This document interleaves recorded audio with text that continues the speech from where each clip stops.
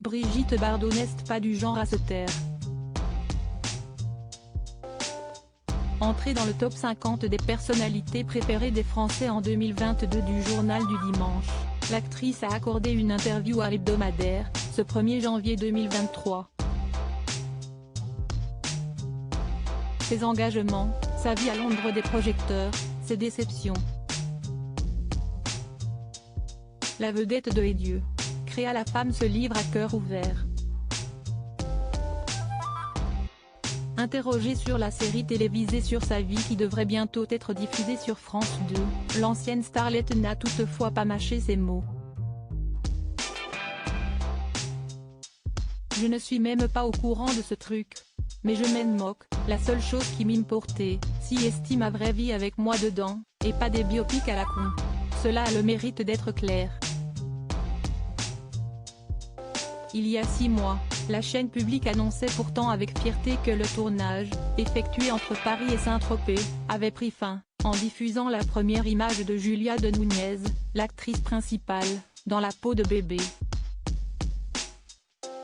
Coécrite et réalisée par Daniel Thompson, Des gens qui s'embrassent, Cézanne et moi, et son fils Christopher, la série en 6 épisodes de 52 minutes sera diffusée en 2023. Elle dépeindra les premières années de la jeune star au cinéma, sa gloire, ainsi que ses amours et les scandales qui les ont marqués.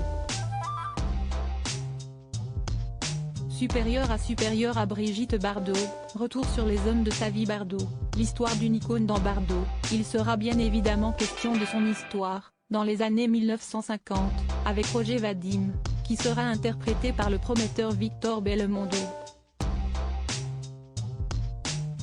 C'est l'histoire d'une jeune fille qui, comme toutes les autres, cherche l'amour et la réussite mais dont les rêves se fracassent contre l'hystérie qu'elle déchaîne, raconte le synopsis officiel du drame à venir.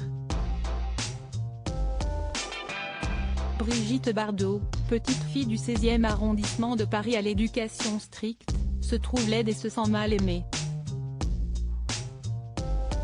Elle va grandir, s'émanciper, braver tous les codes et grâce à sa rencontre avec son premier amour Roger Vadim, est-il aussi indiqué, parlant de la révolution sexuelle mondiale dont elle devient l'icône avec le film de son premier mari.